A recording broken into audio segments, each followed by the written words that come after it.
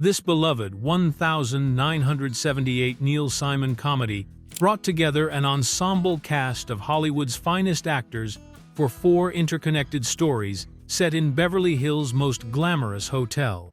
The film featured stellar performances from Jane Fonda, Alda, Maggie Smith, Michael Caine, Walter Matthau, Elaine May, Richard Pryor, and Bill Cosby in 4 separate vignettes. Yet behind the witty dialogue and Oscar-winning performances lay a darker truth. Several of these talented performers would meet tragic ends, their brilliant careers cut short by illness, addiction, and despair. From the recent loss of Dame Maggie Smith in September 2024 to the devastating early deaths of child stars, these stories remind us that even Hollywood's brightest lights can flicker and fade too soon. Walter Matthau. Walter Matthau brought his signature grumpy charm to California's suite as Marvin Michaels, a middle-aged businessman from Philadelphia who finds himself in an absolutely mortifying situation. In the film's most comedic segment, Matthau's character wakes up in his Beverly Hills hotel suite to discover an unconscious prostitute in his bed, sent as a gift from his well-meaning brother, just as his wife Millie is about to arrive for their nephew's bar mitzvah. Matthau's performance was pure physical comedy gold, as he frantically tried to hide all evidence of the woman's presence while maintaining his composure. The role showcased everything audiences loved about Matthau: his ability to make everyday disasters feel both hilarious and deeply human, turning what could have been a crude setup into genuine entertainment through his masterful timing and expressive face. Walter John Matthau was born on October 1, 1920, in New York City's Lower East Side to Jewish immigrant parents from Eastern Europe. His father abandoned the family when Walter was just 3 years old, leaving his mother Rose to raise him and his older brother Henry in a series of cold-water tenements. The family struggled financially, moving frequently to avoid eviction, and Walter learned early that humor could be a survival tool.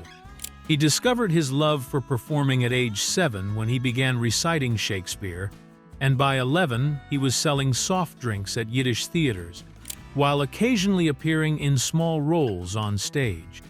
After serving as a radio operator and gunner in World War II, earning 6 battle stars in the process, Matthau used the GI Bill to study acting at the New School's dramatic workshop alongside future stars like Rod Steiger and Tony Curtis.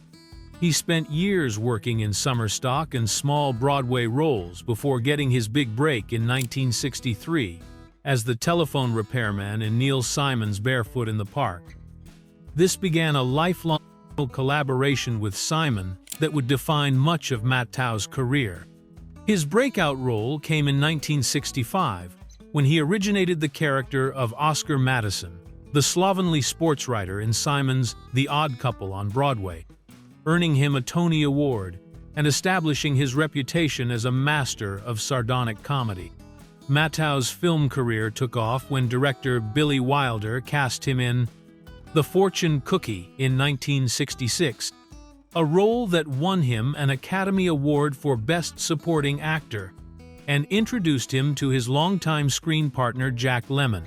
The two actors became one of Hollywood's most beloved comedy teams, appearing together in films like The Odd Couple, Grumpy Old Men, and The Front Page. Throughout the 70s and 80s, Matthau commanded top dollar as a leading man, starring in hits like The Bad News Bears, The Sunshine Boys, and Plaza Suite, always playing variations of the same lovably cantankerous character that audiences couldn't get enough of. However, Matthau's lifestyle caught up with him early in his career. A heavy smoker since his youth and a compulsive gambler who once lost over $180,000 betting on spring training baseball games, he suffered his first heart attack in 1966 while filming The Fortune Cookie. The attack was so severe that production had to be shut down for several weeks. 10 years later, He underwent heart bypass surgery. But he continued working at his usual pace, refusing to slow down despite doctors' warnings about his health. On June 30th, 2000, Matthau suffered a massive heart attack at his home and was rushed to St. John's Health Center in Santa Monica. He died the following morning, July 1st, at age 79, with his family by his side. His longtime friend and co-star Jack Lemmon said at the time, "I have lost someone I loved as a brother, as a closest friend, and a remarkable human being." Walter Matthau left behind a legacy of making ordinary people's problems feel both funny and profound, proving that you didn't need to be handsome or heroic to be a movie star. You just needed to be genuinely human. Richard Pryor. Richard Pryor appeared in California Suite as Dr. Chauncey Gump, one half of two feuding doctor couples who arrive at the Beverly Hills Hotel for what was supposed to be a relaxing vacation. In the film's slapstick segment, Pryor and Bill Cosby play competitive doctors whose rivalry escalates into an all-out tennis court brawl when they discover there's only one suite available for their families. While this wasn't one of Pryor's most memorable roles, it captured him during his peak years as one of America's biggest box office draws, when he could effortlessly shift between his raw, honest stand-up persona and mainstream Hollywood comedy. The role showed Pryor's versatility as a performer, even though the material didn't tap into the deeply personal and groundbreaking comedy that made him a legend.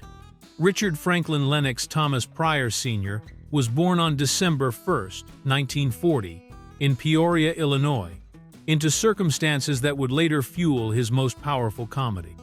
His mother worked as a prostitute and his father was a bartender and boxer, and young Richard was primarily raised by his grandmother, who ran a brothel. This harsh upbringing in an adult world exposed him to experiences that most children never see, giving him material that would later make his comedy so brutally honest and authentic. He found refuge in movies and discovered early that making people laugh could be his way out of a difficult situation. Pryor began performing stand-up comedy in 1963, initially modeling his act after clean comedians like Bill Cosby. However, in 1967, he had what he called an epiphany during a performance in Las Vegas when he walked off stage mid-act, realizing he was trying to be someone he wasn't. This moment marked the beginning of his transformation into the revolutionary comedian who would change stand-up forever. He moved to Berkeley, California, immersed himself in the counterculture movement, and developed the raw, personal style that made him famous. His comedy albums like That Nigger's Crazy and Is It Something I Said won Grammy Awards and established him as the most influential comedian of his generation. Throughout the 1970s and 80s, Pryor became one of Hollywood's highest-paid stars, commanding up to $40 million for a 5-film deal with Columbia Pictures. His movies included hits like Silver Streak, Stir Crazy, and Brewster's Millions, often pairing him with Gene Wilder in successful buddy comedies. However, his most powerful work remained his stand-up specials, particularly Richard Pryor Live on the Sunset Strip and Richard Pryor Here and Now, which featured his trademark storytelling style and fearless examination of his own life, including his struggles with drugs and relationships. Pryor's personal demons caught up with him repeatedly throughout his career. In June 1980, while freebasing cocaine, he accidentally set himself on fire, suffering burns over 50% of his body. He nearly died from the incident, which he later incorporated into his comedy with typical brutal honesty. In 1986, he was diagnosed with multiple sclerosis, a degenerative disease that gradually robbed him of his mobility and speech.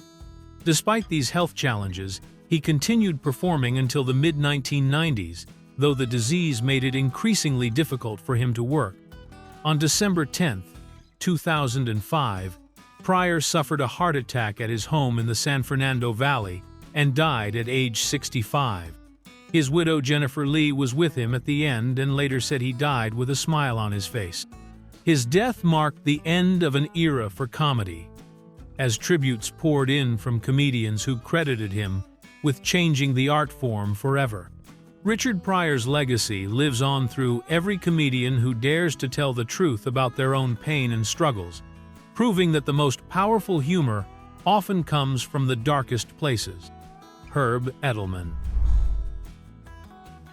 Herb Edelman played Harry Michaels in California Suite, the well-meaning but misguided brother who creates chaos for Walter Matthau's character by arranging what he thinks is a thoughtful surprise.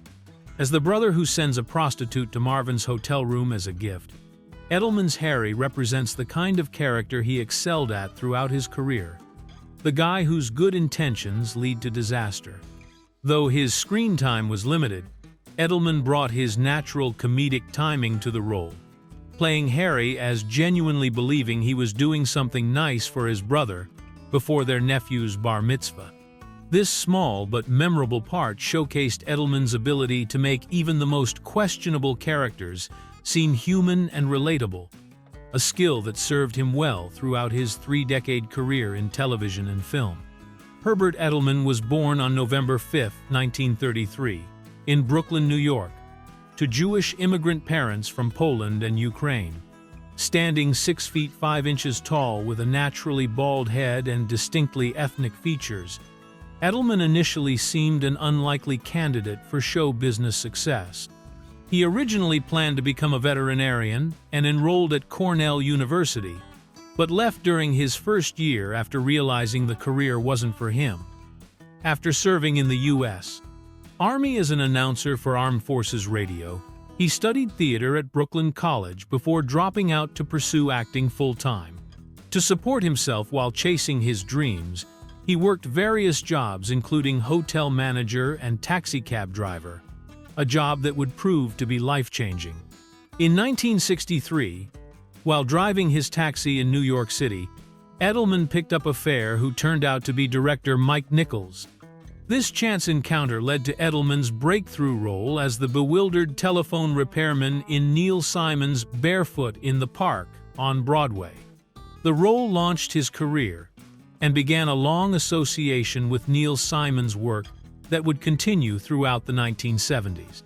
He reprised his role in the 1967 film version starring Robert Redford and Jane Fonda, and went on to appear in other Simon adaptations including The Odd Couple, where he played Murray the cop and later California Suite. Throughout the 1970s and 80s, Edelman became a familiar face on television, appearing as a guest star or recurring character on dozens of popular shows including Happy Days, Welcome Back Kotter, Fantasy Island, MacGyver, and Highway to Heaven. He also had his own short-lived series called The Good Guys in 1968, where he starred opposite Bob Denver as a diner owner whose friendship with Denver's bumbling cab driver character led to weekly misadventures. However, his most memorable and enduring role came in 1985, when he was cast as Stanley Zbornak, the hapless ex-husband of Bea Arthur's character Dorothy on The Golden Girls. As Stan Zbornak, Edelman created one of television's most beloved recurring characters, the guy who always seemed to need money, a place to stay, or help getting out of some new predicament. His chemistry with Bea Arthur was perfect, as they played a divorced couple who couldn't quite stay out of each other's lives. The role earned him 2 Emmy nominations and made him a household name to a whole new generation of viewers.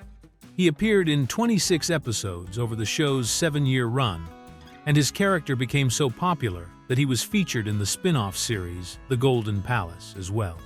Edelman was a lifelong heavy smoker, a habit that began in his youth and continued throughout his career.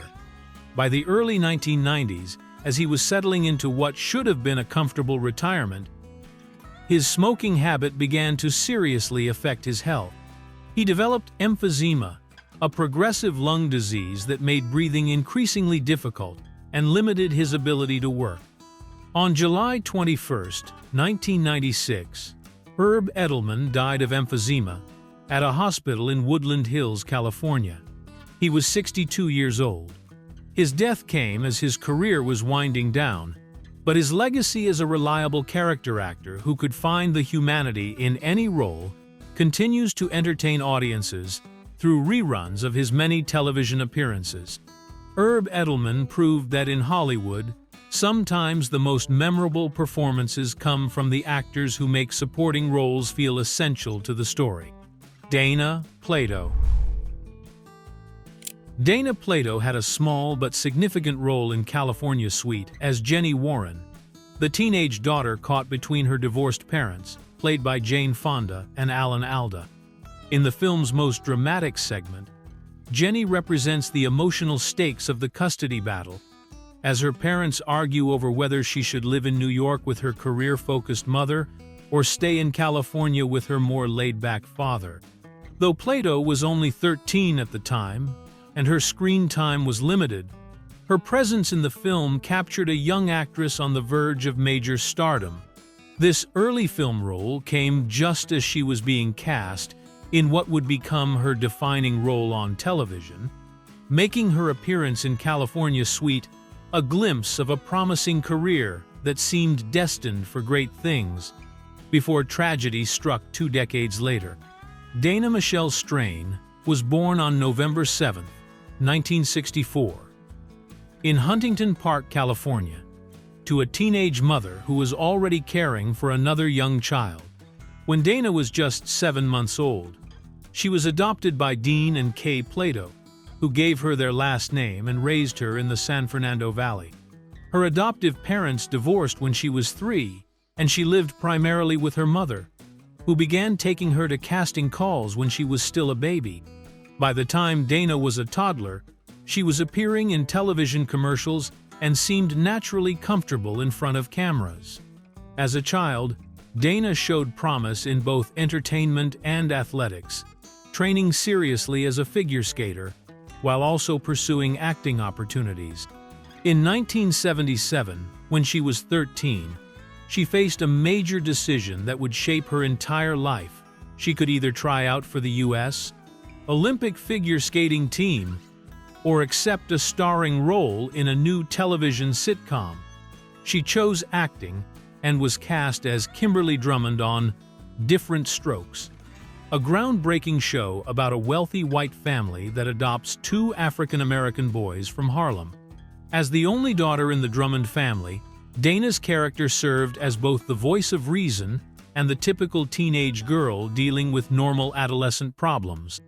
Different Strokes became a massive hit and made Dana a household name and teen idol throughout the late 1970s and early 1980s. However, fame at such a young age came with serious consequences that weren't visible to the viewing public. Dana later admitted that she began experimenting with alcohol and drugs at age 14, using substances to cope with the pressures of instant stardom and the demanding schedule of a weekly television series.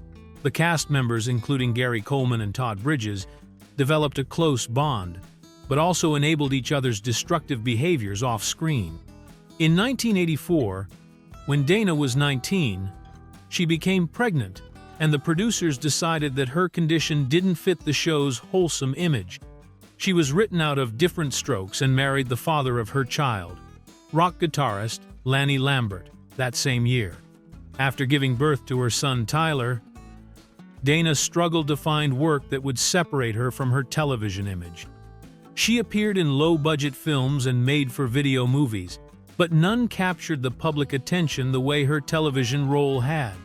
Life became increasingly difficult for Dana after her mother died in 1988, the same week that she and her husband separated.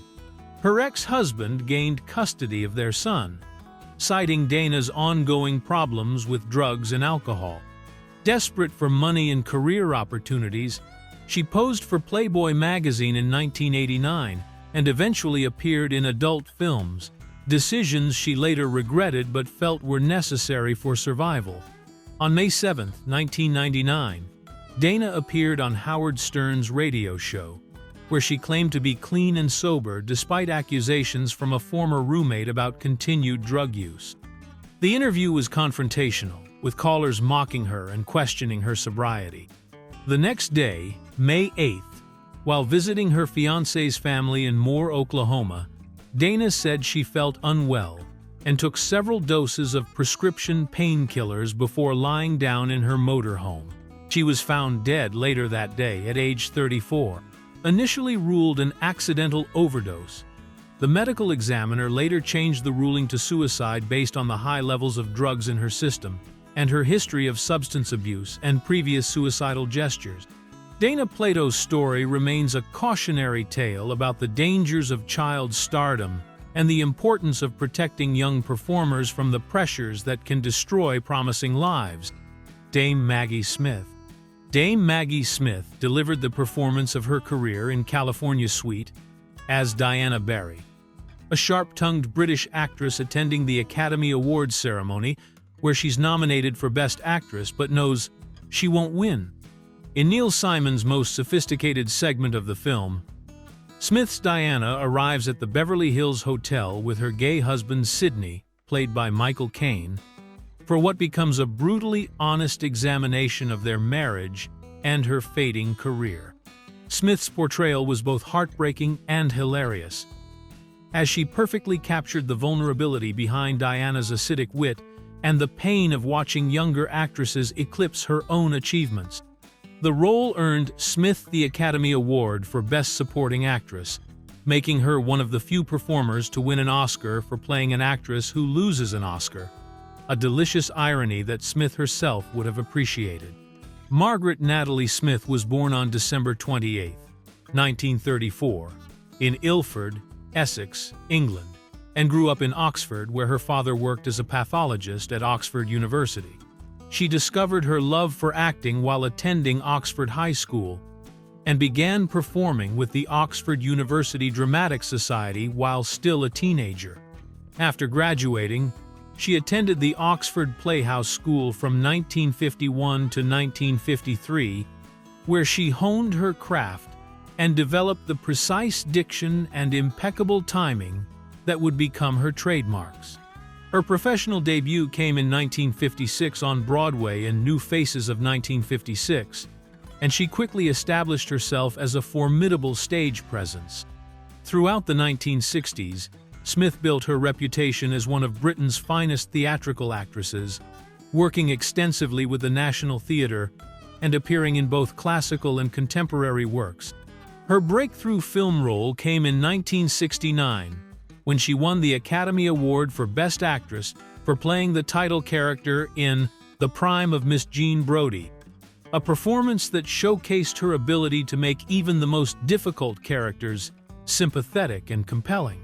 She followed this success with memorable roles in films like Travels with My Aunt, Murder by Death, and Death on the Nile, establishing herself as equally comfortable in drama and comedy. The 1980s and 90s saw Smith continue to excel on both stage and screen, earning critical acclaim for her work in films like A Room with a View, The Secret Garden, and Sister Act.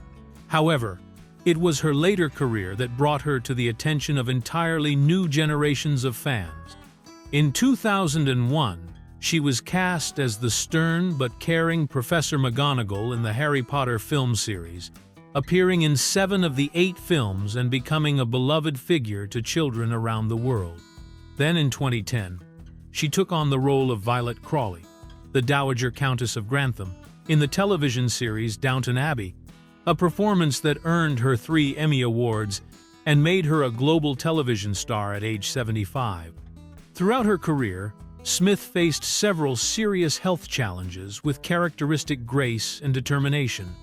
In 1988, she was diagnosed with Graves' disease, an autoimmune disorder affecting the thyroid, which caused her eyes to bulge and made her feel self-conscious about her appearance. More seriously, while filming Harry Potter and the Half-Blood Prince in 2007, she was diagnosed with breast cancer and underwent chemotherapy while continuing to work, keeping her diagnosis private until after her treatment was complete. On September 27, 2024, Dame Maggie Smith died peacefully at the Chelsea and Westminster Hospital in London, surrounded by friends and family. She was 89 years old. Her sons, Chris Larkin and Toby Stevens, both successful actors themselves, announced her death in a statement praising the staff at the hospital for their care during her final days. While no specific cause of death was released, her family emphasized that she had lived a full and extraordinary life. The news of Smith's death prompted an outpouring of tributes from around the world, with everyone from King Charles III to her Harry Potter co-stars sharing memories of her wit, professionalism, and kindness. Daniel Radcliffe spoke of feeling amazingly lucky to have worked with her, while her Downton Abbey colleagues remembered her sharp sense of humor and generous spirit.